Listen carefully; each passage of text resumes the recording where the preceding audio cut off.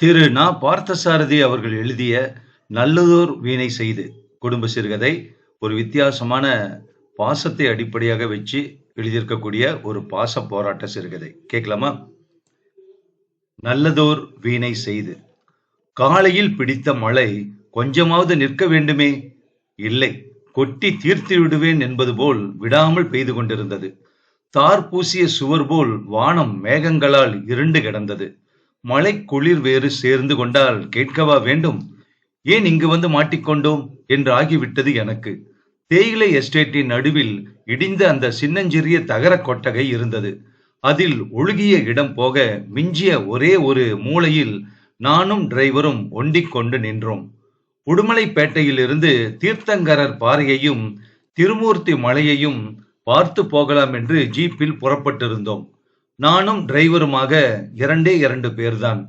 திருமூர்த்தி மலையை பார்த்து முடிந்ததும் மலையில் தேயிலை தோட்டங்கள் இருக்கும் பகுதிகளை சென்று பார்க்க வேண்டும் என்று எனக்கு ஒரு ஆசை உண்டாயிற்று. என் விருப்பத்தை நான் டிரைவரிடம் கூறினேன். மூணாறு போற ரோட்ல அதிக தூரம் போனாதான் எஸ்டேட்டுகளை பார்க்க முடியும்.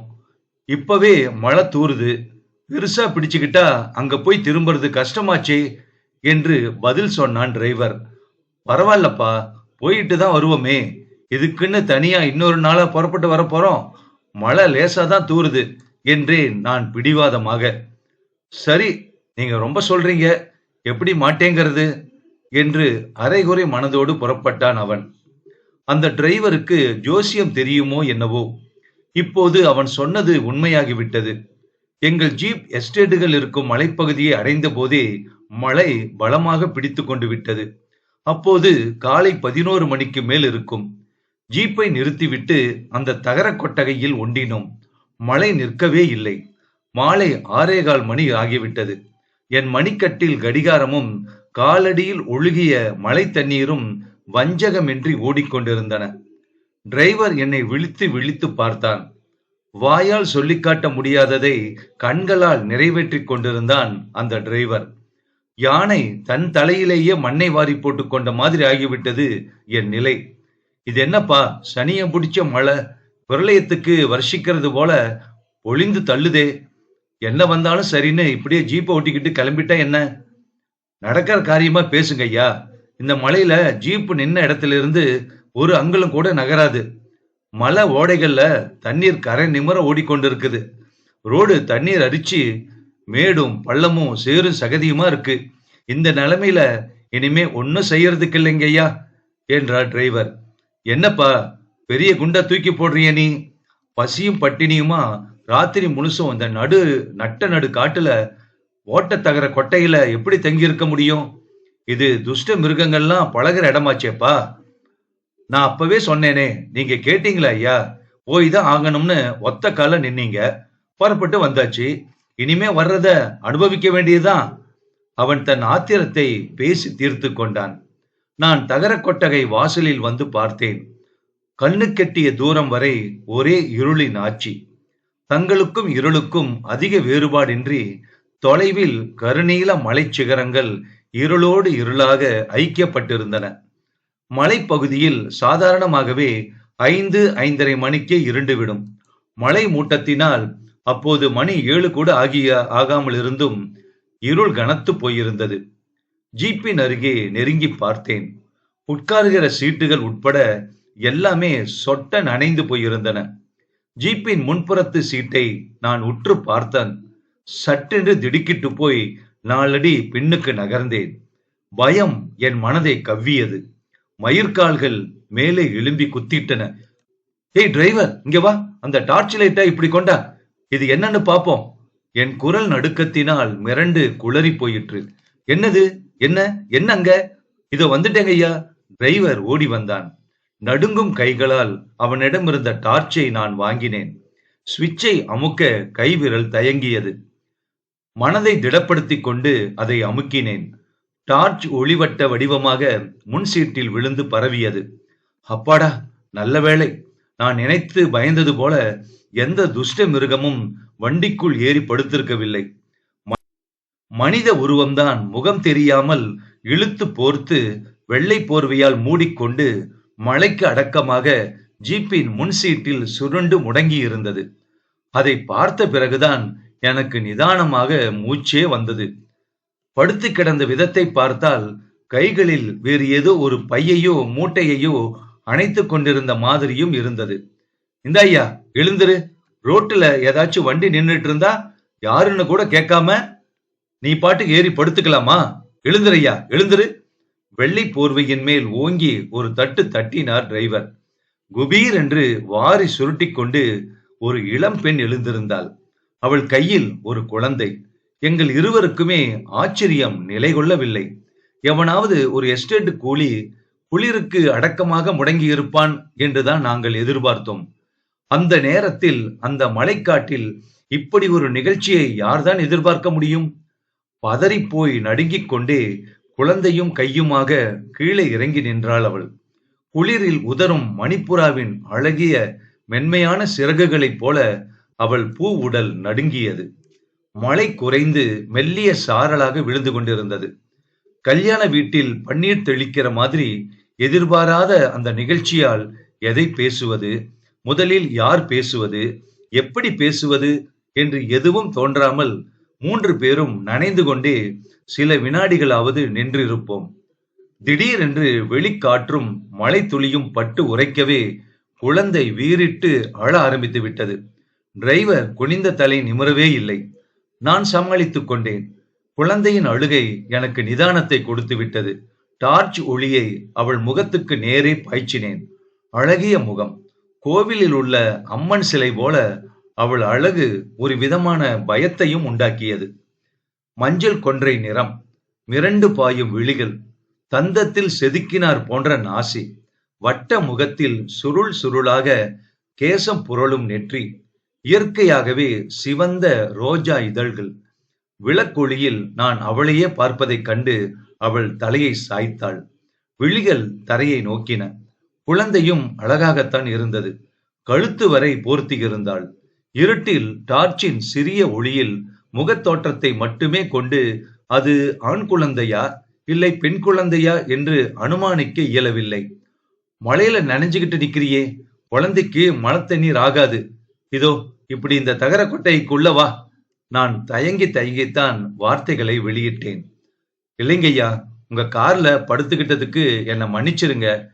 நான் மட்டுமானா எப்படியாவது நனைஞ்சுக்கிட்டே போயிருப்பேன். குழந்தைக்காக தான் கார்ல ஏறி முடங்கி போனேன். இப்போ மழை குறைஞ்சிருச்சு, நான் போயிடுறேன். குரல் அழகுக்கேற்ற இனிமை நிறைந்துதான் இருந்தது. இரம்மா இரு, நீ யாரு? எங்கிருந்து வந்த? எங்க போற? இந்த மலைக்காட்டுல மழை இருட்டுல எப்படி போவ? தனி ஆளா சின்னஞ்சிறு குழந்தையையும் எடுத்துக்கிட்டு இந்த மழை நேரத்துல கிளம்பினதே தவறு. யானையும் புலியும் சர்வ சாதாரணமா நடமாடுற இந்த பிரதேசத்துல ஒரு சிறு வயசு பொண்ணு பச்சை குழந்தையோட தனியா போறதுக்கு துணிஞ்சா என் மனசு அதை ஒத்துக்க மாட்டேங்குதே என்று சொன்னேன். ஐயா, நீங்க கேட்கறத தான் நானும் என் மனச கேட்கிறேன். எங்கிருந்து வந்தேன்? எங்க போறேன்? எதுக்காக போறேனா? ஏன் தனியா போறேன்? பதில் தான் என்கிட்ட இல்ல. பதில் என்னன்னு எனக்கு தெரியல. அம்மா, உன்னை பார்த்தா ஏதோ மன கஷ்டம் அடைஞ்சு வீட்டுக்காரரோடு மனஸ்தாபப்பட்டுக்கிட்டு வந்தது போல தோணுது. என்னையும் இந்த டிரைவரையும் உன்னுடைய சகோதரர்களாக நினைச்சுக்கிட்டு உன்னை பத்தின விவரத்தை சொல்லு. எங்களால உனக்கு ஏதாவது உதவி செய்ய முடியும்னா மகிழ்ச்சியோடு செய்ய தயாரா இருக்கோம். வாமா, மழையில நனைஞ்சுக்கிட்டு நிக்காத, உள்ள போய் பேசுவோம். தகர கொட்டகையில மழை ஜலம் ஒழுகினாலும் உள்ள 3 பேர் உட்காரலாம், வா. அந்த பெண் ஒரு கணம் எங்கள் இருவரையும் உற்று பார்த்தாள். பார்வையா அது? மனதின் ஆழத்தை முகத்தில் இருந்து ஊடுருவி தெரிந்து கொள்ள முயலும் தூண்டில். எங்கள் நாணயத்தை கண்களாலேயே பரிசோதிக்கிறாள் போல் இருந்தது. ஐயா, உங்க 2 பேருக்குமே ரொம்ப ரொம்ப நன்றி. என்கிட்ட உங்களுக்கு சொல்ற மாதிரி பெரிய விஷயம் ஒண்ணும் இல்லைங்க ஐயா. உங்க கருணைக்கும் அனுதாபத்துக்கும் நானும் இந்த குழந்தையும் தகுதி இல்லாதவங்க.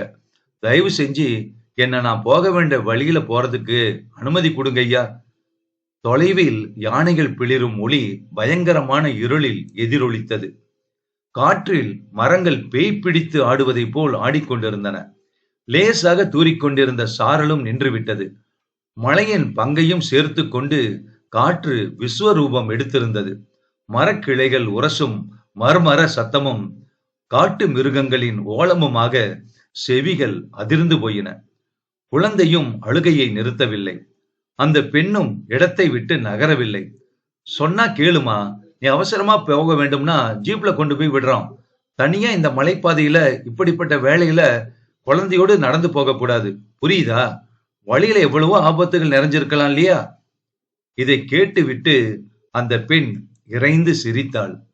கலகலவென்று வெளிப்பட்டது அவள் சிரிப்பு. ஆனால் அதில் ஏதோ உள்பொருளும் கலந்திருந்தது. போக வேண்டிய இடமா? நான் இனிமே போக வேண்டிய இடம்தானே. அத அத நீங்களா கேக்குறீங்க? அது உங்களுக்கு தெரியத்தான் வேணுமா? வீணா என்னை ஏன் இப்படி இங்க நிறுத்தி வச்சு கஷ்டப்படுத்துறீங்க? ஜீப்லயே கொண்டு போய் விட்டுடலாமேன்னு தான் கேட்டோம். வேற ஒண்ணும் இல்லம்மா. ஐயா, நான் போற இடத்துக்கு ஜீப்ல தான் போகணும்னு ஒன்னும் அவசியம் இல்ல. நடந்தும் போகலாம், நடக்காமலேயும் போகலாம், ஓடியும் போலாம், ஓடாமலேயும் போலாம். இருந்த இடத்துல இருந்தே கூட போக முடியுமே அந்த இடத்துக்கு.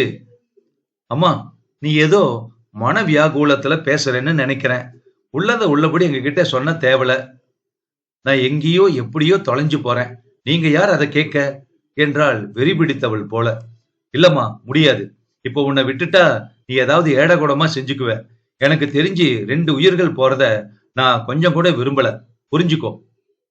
அவள் பதில் சொல்லவில்லை. பேசாமல் தரையை பார்த்து கொண்டு நின்றாள். டிரைவர் ஜீப் அருகில் போய் அதை சரிபார்த்து கொண்டிருந்தான்.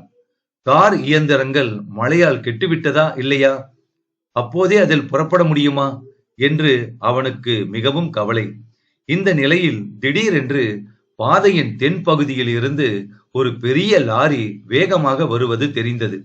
அதன் ஹெட்லைட் வெளிச்சம் எங்களை கவர்ந்தது. 3 பேருமே அதனால் கவரப்பட்டு தெற்கு பக்கம் திரும்பினோம். ஐயோ, அவர்தான் போல இருக்கு. அட பாவிகளா, நானா சாகிறது பொறுக்காம நீங்க வேற துரத்திக்கிட்டு வந்துட்டீங்களா என்று அந்த பெண் அலறினாள். நானும் டிரைவரும் அவள் கூறியவற்றை கேட்டு திடுக்கிட்டு போய் அவள் பக்கம் திரும்பினோம். ஐயா, காப்பாத்துங்க ஐயா, என்னையும் என்னோட குழந்தையும் கொல்ல வர்றாங்க. உங்களை கெஞ்சி கேட்கிறேன். முன்போலவே நானும் குழந்தையும் துணியால போத்திக்கிட்டு உங்க ஜீப்போட முன்பக்கத்து சீட்ல முடங்கிக்கிறோம் என்று சொன்னாள். எனக்கு அவளுடைய பயத்துக்கும் பதற்றத்துக்கும் அர்த்தமே தெரியவில்லை. வியப்புதான் வளர்ந்தது, இரக்கமாகவும் இருந்தது. சரி, ஏறிக்கோ, நல்லா போத்திக்கோ, குழந்தை அழுது காட்டி கொடுத்துற போகுது, ஜாக்கிரதையாரு என்று அவளை நான் எச்சரித்தேன். அவள் அவசரமாக ஜீப்பில் ஏறி முன்போலவே துணியால் போர்த்திவிட்டு முடங்கிக் கொண்டாள். ஜீப்புக்குள் டிரைவர் கொண்டு வந்திருந்த கித்தான் ஒன்று இருந்தது. வருகிறவர்கள் சந்தேகம் கொள்ளாமல் இருப்பதற்காக துணிக்கு மேல் அந்த கித்தானையும் போட்டு மூடி வைத்தேன். மந்திரத்துக்கு கட்டுப்பட்டது போல் குழந்தையும் அழுகையை நிறுத்தி அடங்கிவிட்டது. எப்படித்தான் அதன் அழுகையை அவள் நிறுத்தினாலோ தெரியவில்லை. அசுர வேகத்தில் மலை ரஸ்தாவே அதிரும்படி பாய்ந்து வந்தது அந்த லாரி. இருளில் வரும் 2 பெரிய கொள்ளிவாய் பிசாசுகளைப் போல லாரியின் முன் விளக்குகளின் வெளிச்சம் வினாடிக்கு வினாடி நாங்கள் இருந்த இடத்தை நெருங்கிக் கொண்டிருந்தது. லாரிக்குள் இருந்து வந்த ஆட்களின் பேச்சு குரலில் இருந்து குறைந்தது 7-8 பேர் வழிகளாவது அது இருக்கலாம் என்று தோன்றியது. சொல்லி வைத்தார் போல எங்கள் ஜீப்புக்கு அருகில் வந்ததும் லொடலொடத்து ஓடும் தன் புலன்களை அடக்கிக் கொண்டு டக்கென்று நின்றது அந்த லாரி. டிரைவர் உட்பட 7-8 முரட்டு ஆட்கள் அதிலிருந்து கீழே குதித்து எங்களை நோக்கி திடுதிடுவென்று ஓட்டமும் நடையுமாக வந்தனர். வந்தவர்களில் 2 நபர்கள் துப்பாக்கி வைத்திருந்தார்கள். வேட்டையாடுகிறவர்கள் உபயோகிக்கிற பெரிய துப்பாக்கிகள் அவை. இந்த பக்கமா குழந்தையோட ஒரு பொண்ணு வந்தாளே, நீங்க பாத்தீங்களா? வெள்ளை புடவை கட்டிக்கிட்டு இருப்பா. 20-28 வயசு இருக்கும். அந்த லாரி டிரைவர் என்னிடம் கேட்டான். இல்லையே, நாங்க சும்மா எஸ்டேட்டுகளை சுத்தி பார்க்க வந்தோம். எப்பவோ திரும்பி போயிருக்க வேண்டியவங்க தான் நாங்க. மழை பலமா பிடிச்சுக்கிட்டதுனால ஜீப் இப்படி நிறுத்திட்டு இந்த தகர கொட்டையில நின்னுகிட்டு இருக்கோம். இப்பதான் மழை நின்னதும் வெளியே வந்தோம். நான் மனதை சமாளித்துக் கொண்டு பதறாமல் நிதானமாக இப்படி ஒரு பொய்யை சொன்னேன். ஆனால் அடுத்த கணமே என் பொய் வெளுக்கும்படியாக ஒரு துரதிர்ஷ்டம் அங்கே நடந்துவிட்டது. கித்தானையும் வெள்ளை துணி போர்வையையும் மீறிக்கொண்டு குழந்தை முனகி அழுகின்ற சத்தம் மெல்ல கிளம்பிற்று. உடனே எனக்கு பகீர் என்றது. அங்கென்ன, ஜீப்புக்குள்ள குழந்தை முனகிற சத்தம் கேக்குதே என்று கேட்டுக்கொண்டே அந்த லாரி டிரைவரும் அவனோடு வந்த முரட்டு ஆட்களும் பின் சீட்டை நோக்கி பாய்ந்தனர். எனக்கு சர்வ நாடியும் ஒடுங்கிவிட்டது. இந்த நெருக்கடியான சமயத்தில் என்னை காப்பாற்ற முன்வந்தான் டிரைவர். அவர்களுக்கு முன்னாலே பாய்ந்து அவர்களை தடுத்து நிறுத்தி, ஐயாவோட சம்சாரம் படுத்திருக்காங்க உள்ள. சுத்தி பார்க்க வந்த இடத்துல குழந்தைக்கு குளிர் ஜுரம், கூதல் அடிக்காமல் இருக்க கித்தான போத்தி படுத்திருக்காங்க. குழந்தை ஜுரத்தை பொறுக்க மாட்டாம முனகுது என்று என்னை சுட்டி காட்டினான். எனக்கும் தன் தந்திரத்தை கண் ஜாடையினாலே தெரிவித்தான் டிரைவர். சரி, நீங்க சொன்னா போதும். எங்க ஆத்திரம் நாங்க தேடி அலைகிறோம். பாவி பொண்ணு ஒரு தோட்டத்தை முதலாளியை கத்தியால குத்திட்டு ஓடிட்டா. அதுதான் அப்போல இருந்து லாரி எடுத்துக்கிட்டு தேடி அலைகிறோம் என்று கூறிவிட்டு அவர்கள் திரும்பி போய் லாரியில் ஏறிக்கொண்டனர். லாரி புறப்பட்டு சென்றது. அந்த லாரி டிரைவர் போகிற போக்கில் கூறிவிட்டு போன செய்தியை கேட்டவுடன் எங்கள் இருவருக்கும் தூக்கி வாரி போட்டது. அப்படியே உச்சந்தலை படீர் என்று வெடித்துவிடும் போல் இருந்தது. அதற்குள் போர்வையை பற்றி கொண்டு குழந்தையோடு இறங்கிய அவளிடம், என்னம்மா அது, அவங்க சொல்லிட்டு போறது நிஜம்தானா என்று திகைப்புடன் அவளை பார்த்து கேட்டேன். நிஜம்தாங்க ஐயா, சந்தர்ப்பம் என்ன அப்படி செய்ய வச்சிருச்சு என்றாள் முனகலாக. என்ன, ஒரு ஆளை குத்தி கொலை செஞ்சுட்டா ஓடி வர்ற? ஐயா, நீங்க சகோதரிகளோடு பிறந்த மனுஷர்னு நினைக்கிறேன். இல்லாவிட்டா கொஞ்சம் முன்னாடி நீங்க சொன்னது போல உங்க சகோதரிய நினைச்சுக்கிட்டு நான் சொல்ல போறத நம்பிக்கையோட கேளுங்க ஐயா. கேட்ட அப்புறமாவது நான் என் நிலைமையில அப்படி செஞ்சதை தவிர வேறு வழி இல்லைங்கிறத நீங்க புரிஞ்சுக்கோங்க என்றாள் அவள். டிரைவர், சீக்கிரமா ரிப்பேர முடி. ஊரார் வம்பெல்லாம் நமக்கு எதுக்கு? யாரு கதையையும் நாம கேட்க வேண்டாம். நீ வண்டியை கிளப்புறதுக்கு வழி செய்யி, ஊருக்கு போகலாம் என்று அந்த பெண்ணிடம் ஒரு விதமான வெறுப்பும் அருவருப்பும் திடீரென்று எனக்கு ஏற்பட்டன. என்னுடைய இந்த திடீர் மாற்றத்தை அவள் புரிந்து கொண்டாலோ இல்லையோ, பேசுவதை நிறுத்திவிட்டாள். டிரைவர் வண்டிக்கு அடியில் படுத்து டார்ச் விளக்கின் உதவி கொண்டு ரிப்பேர் வேலையை செய்ய ஆரம்பித்து விட்டான். நான் கீழே உட்கார்ந்து கொண்டே அவனுக்கு ரிப்பேரில் ஒத்தாசை செய்து கொண்டிருந்தேன். குழந்தையின் அழுகை ஒலி கேட்கவில்லை. அழுது அழுது அவள் தோளில் சாய்ந்தபடி தூங்கிவிட்டது போலிருக்கிறது. 1/4 மணி நேரம் வெகு மும்முரமாக ரிப்பேர் வேலையில் ஈடுபட்டிருந்தோம் இருவரும். கீழே இருந்து எழுந்து தலை நிமிர்ந்தேன். அப்போது அவள் நின்று கொண்டிருந்த இடம் சூனியமாக இருந்தது. சரிதான், எங்கோ புறப்பட்டு போயிட்டா போல இருக்கு. சனிய விட்டது, நிம்மதியா ஊருக்கு போலாம் என்று எண்ணி மனதை திருப்திப்படுத்திக் கொள்ள முயன்றேன் நான். டிரைவர் வண்டிக்கு அடியில் இருந்து டார்ச் லைட்டும் கையுமாக எழுந்திருந்தான். நீ வண்டி கிளப்புற வழியை பாரு டிரைவர் என்று அவனிடம் கூறிவிட்டு, சாய்ந்து கொள்ள வசதியாக இருக்குமே என்று பின் சீட்டு பக்கம் போனேன்.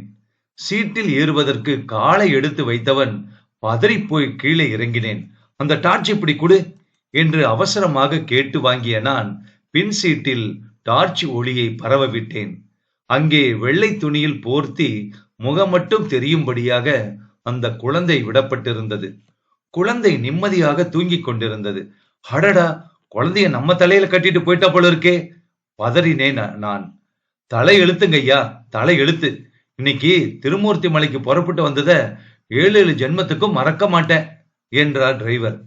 டார்ச் ஒளியில் அந்த குழந்தையின் முகத்தை பார்த்தேன். மலர்ந்து விகசித்த தாமரை புஷ்பம் போல் தங்க நிறத்தில் அந்த பச்சிளம் சிசு நிர்மலமானதாக காட்சியளித்தது. துணியை லேசாக விலக்கி பார்த்தேன். அது பெண் குழந்தை. 1 வயதுக்கு மேலிருக்கும் அந்த குழந்தைக்கு. குழந்தை என்றால் வெறும் குழந்தையா? அந்த மாதிரி அழகு நிறைந்த குழந்தையை 1000-ல் 1, 10,000-ல் 1ஆகத்தான் காண முடியும். குழந்தையை மறுபடியும் நான் போர்த்தி விட்டேன். அது தூக்கத்தில் புரண்டு படுத்தது. சிரிப்பு கொஞ்சம் அந்த பிஞ்சு இதழ்கள் எந்த கல் மனதையும் கரைத்து விடும். டிரைவர், உட்காரு, கொஞ்ச நேரம் காத்திருந்து பார்ப்போம். அந்த பொண்ணு வரலைன்னா அப்புறம் குழந்தைய கொண்டு போக வேண்டியதுதான் என்று சொன்னேன். நேரம் கடந்து கொண்டே இருந்தது. மணி 10:15. 2 பேருக்கும் பசி வயிற்று கிள்ளியது. இனிமேல பாக்குறதுல பயன் ஒண்ணும் இல்ல, புறப்பட வேண்டியதான். அவசியமானா ஊருக்கு போய் குழந்தைய புகைப்படம் எடுத்து பத்திரிகைகள்ல விளம்பரம் செஞ்சு பார்க்கலாம் என்ற தீர்மானத்துடன் இருவரும் கிளம்பினோம் அங்கிருந்து.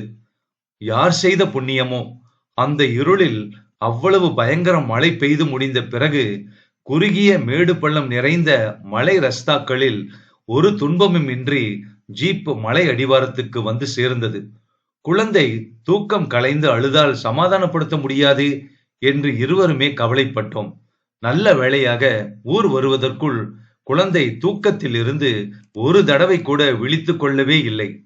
ஊர் வந்து சேர்ந்தபோது இரவு 1:30 மணி. 2வது ஆட்டம் சினிமா விடுகிற நேரம். டிரைவர் காலையில் வருவதாக கூறிவிட்டு தன் வீட்டுக்கு போனான். நான் என் மனைவியை அழைத்து சுருக்கமாக அந்த குழந்தையின் வரலாற்றை அவளுக்கு சொல்லி அதை அந்த குழந்தையை அவளிடம் கொடுத்தேன். அவள் குழந்தையை தோளில் சாத்திக் கொண்டு சமையல் அறைக்குள் போனாள். நான் வருகிற வழியிலேயே ஒரு சினிமா கொட்டகை வாசலில் இருந்த ஹோட்டலில் சாப்பாட்டை முடித்துக் கொண்டு வந்திருந்தேன். குளுக்கோஸ போட்டு குழந்தையை அழாம தூங்க பண்ணு என்று என் மனைவியை எச்சரித்து விட்டு படுக்கச் சென்று விட்டேன். நான் அலைச்சலும் மனக்குழப்பமும் மிகுந்து ஓய்ந்திருந்த உடல் விரைவில் தூக்கத்தின் வசப்பட்டது. மறுநாள் காலை எழுந்திருக்கும் போது 9 மணிக்கு மேல் ஆகிவிட்டது. குழந்தை ரொம்ப சமத்தா இருக்கே, அழுக முரண்டு ஒண்ணுமே கிடையாதுங்க. காலையில எழுப்பி பால் காய்ச்சி புகட்டின. புதுமுகம்னு கொஞ்சமாவது சினுங்கணுமே இந்த குழந்தை. பெத்த குழந்தை மாதிரி அப்படியே என்கிட்ட ஒட்டிக்கிடுச்சு. இடுப்பில் அந்த குழந்தையும் கையில் காஃபி டம்ளரும் காட்சி அளிக்க என் மனைவி என்னை நோக்கி வந்தாள். எப்படின்னா என்ன, திருமூர்த்தி மலைக்கு போயிட்டு இப்படி ஒரு குழந்தையோட வருவேன்னு நீ கனவுல கூட நினைச்சிருக்க மாட்ட இல்ல என்று கேட்டேன் என் மனைவியை. எல்லாம் நாம நினைக்கிறபடி நடக்கிறதா என்ன? குழந்தையை ஆசை தீர கொஞ்சிக் கொண்டே காஃபி டம்ளருடன் திரும்பி போனாள் அவள். நான் அன்றைக்கு ஆபீஸ் போகவில்லை, லீவு போட்டு விட்டேன். 11:30 மணி சுமாருக்கு டிரைவர் வந்து சேர்ந்தான். வாப்பா வா, குழந்தை அம்மா கிட்ட எவ்வளவோ நாள் பழகனா போல இருக்கு, அளவே இல்ல பாரு. போட்டோ பிடிச்சு எல்லா பத்திரிகையிலும் விளம்பரம் போட்டுடலாமா? அவளுக்கு தெரிஞ்சவங்க யாராவது பத்திரிகையை பார்த்து சொன்னா அதை கேட்டு அவங்க வரமாட்டாளா என்ன? வந்தா இந்த குழந்தைய கொடுத்து அனுப்பிடுவோம், என்ன சொல்ற? ஐயா, எதுக்கும் நாளைக்கு ஒரு நாள் பார்த்துட்டு செய்யலாமுங்க. எனக்கு என்னவோ அந்த பொண்ணு உசுரோட இருப்பாங்கிற நம்பிக்கை இல்லைங்க. கொஞ்ச நேரம் பேசிக் கொண்டிருந்து விட்டு வீட்டுக்கு போய் விட்டான் அவன். மறுநாள் பத்திரிகையில் அந்த செய்தியை படித்த போது திடுக்கிட்டேன் நான். வியப்பும் வேதனையும் ஒருங்கே அடைந்தேன். மூணாறில் சோத்துப்பாறை எஸ்டேட் அருகே இளம்பெண் தற்கொலை. ஏற்கனவே அவள் போலீசாரால் தேடப்பட்டு கொண்டிருந்தவளாம். அவளுக்கு 1.5 வயதில் ஒரு பெண் குழந்தை உண்டென்றும், அவள் வேலை பார்த்து வந்த எஸ்டேட் முதலாளி அவளிடம் தவறாக நடந்து கொள்ள முயன்றதனால் அவரை குத்தி கொலை செய்துவிட்டு தன் குழந்தையோடு ஓடிய அவள் நேற்று இரவு தற்கொலை செய்து கொண்டு விட்டாள். அவள் குழந்தை என்ன ஆயிற்று என்று தெரியவில்லை. போலீசார் புலன் விசாரித்து வருகின்றனர். இதுதான் அந்த செய்தி. என்ன செய்வதென்று தெரியாமல் திகைத்து போய் நான் உட்கார்ந்தேன். பத்திரிக்கை பாத்தீங்களா? விளம்பரத்துக்கு அவசியமே இல்ல, குழந்தை இங்கே வளரட்டுங்க என்று கூறிக்கொண்டே வந்தான் டிரைவர். இதோ பாருங்க, குழந்தை என்ன அழகா சிரிக்குது, அம்மானே என்ன கூப்பிடுதுங்க. என் மனைவி குழந்தையை தூக்கி கொண்டு சந்தோஷத்தோடு வந்தாள். குழந்தை உலகத்தை எல்லாம் விலையாக கொடுத்தாலும் ஈடுகாணாத அழகு சிரிப்பு ஒன்றை தன் சின்னஞ்சிறு மாதுள இதழ்களில் சிந்திக் கொண்டிருந்தது. டிரைவர் அதையே பார்த்து கொண்டிருந்தான். நான் எதிரே சுவரில் மாட்டியிருந்த சர்வேஸ்வரனின் படத்தை பார்த்தேன். இறைவா, நீ நல்ல வீணைகளை படைக்கிறாய், மண்ணுலகம் தாங்காத அழகையெல்லாம் உருவாக்கி அனுப்புகிறாய். சேற்றில் செந்தாமரை, குப்பையிலே குறுக்கத்தி. ஆனாலும் என்ன பயன்? அந்த நல்ல வீணைகளை சில சமயம் நலங்கெட புழுதியிலும் எரிந்து விடுகிறாயே என்று என் மனம் இறைவனை இறைஞ்சி கேட்டது. நல்லதோர் வீணை செய்து எழுதியவர் நாப்பா. இந்த கதை கல்கி வார இதழ்ல 10/3/1957 வெளிவந்த அருமையான ஒரு சிறுகதை. இந்த சிறுகதை பத்தின உங்க கருத்தை கமெண்ட் பாக்ஸ்ல பதிவு பண்ணுங்க.